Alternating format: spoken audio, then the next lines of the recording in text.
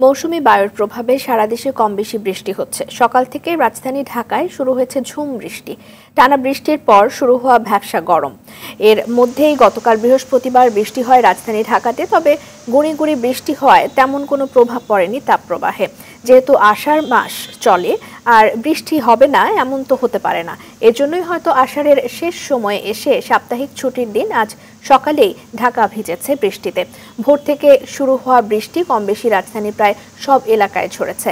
সড়কে যানবাহন চলাচল খুবই কম ছিল। এর মধ্যেও যারা বের হয়েছেন তারা ছাতা মাথায় না হয় ভিজে ভিজে গন্তব্যে গেছেন। আবহাওয়া অধিদপ্তর বলছে যে মৌসুমী বায়ু সক্রিয় রয়েছে, যার ফলে দেশের সব বিভাগেই শুক্রবার রয়েছে বজ্রসহ বৃষ্টির পূর্বাভাস। কোথাও কোথাও হতে পারে ভারী বর্ষণও।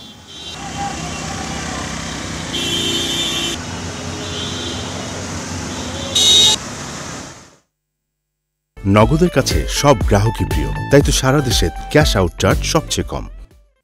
এই মুহূর্তে রাজধানীর মগবাজার এলাকা থেকে সরাসরি যুক্ত হচ্ছেন সহকর্মী ইকবাল। অনেক সকাল থেকেই ঝুম বৃষ্টি, রাস্তার কি অবস্থা, পানি জমেছে কেমন এবং সাধারণ মানুষের ভোগান্তির বিষয় একটু জানতে চাই। রেজওয়ানা, আপনি যেমনটি বলছিলেন যে আজ শুক্রবার ছুটির দিন। শুক্রবার ছুটির দিনে সকাল ৬টা থেকে কিন্তু রাজধানীতে এ পর্যন্ত প্রায় ৪ ঘন্টার মতো বৃষ্টিপাত হয়েছে।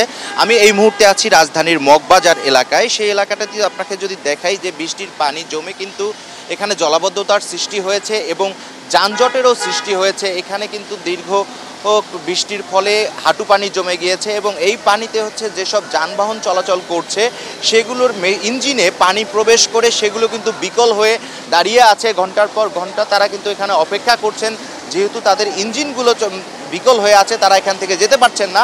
নগদের কাছে সব গ্রাহকই প্রিয়, তাই তো সারা দেশে ক্যাশ আউট চার্জ সবচেয়ে কম। আর এই জলাবদ্ধতার কারণে কিন্তু যানজটের সৃষ্টি হয়েছে। কিছুক্ষণ আগেও এখানে ভালোই যানজট ছিল, কিন্তু এখন কিছুটা কম।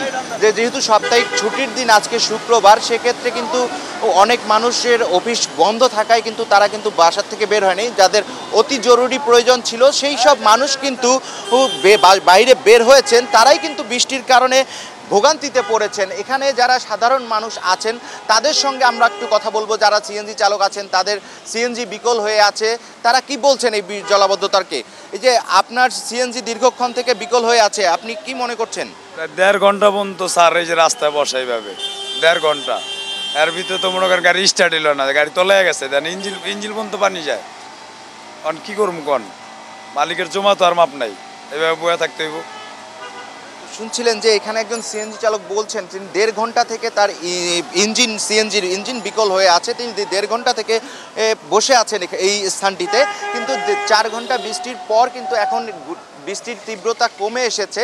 কমে আসলেও কিন্তু ভোগান্তি কমছে না। এই অত্র এলাকায় যে মানুষজন আছেন, বা আজকে কিন্তু শুক্রবার কিন্তু হচ্ছে বিভিন্ন চাকরির পরীক্ষা থাকে, সে পরীক্ষার্থী যারা এসেছিলেন তারাও কিন্তু এক ধরনের ভোগান্তিতে পড়েছেন। যেহেতু সকাল থেকে বৃষ্টিপাত হচ্ছে, এই বৃষ্টিপাতের ফলে তারাও তাদের সঠিক গন্তব্যে যেতে পারছেন না এবং যারা বিভিন্ন কাজে বের হয়েছেন তারা বিভিন্নভাবে ভোগান্তির শিকার হচ্ছেন। এই ছিল আমার কাছে মগবাজার এলাকা থেকে বৃষ্টিপাতের সর্বশেষ অবস্থা। অনেক আপনাকে ধন্যবাদ।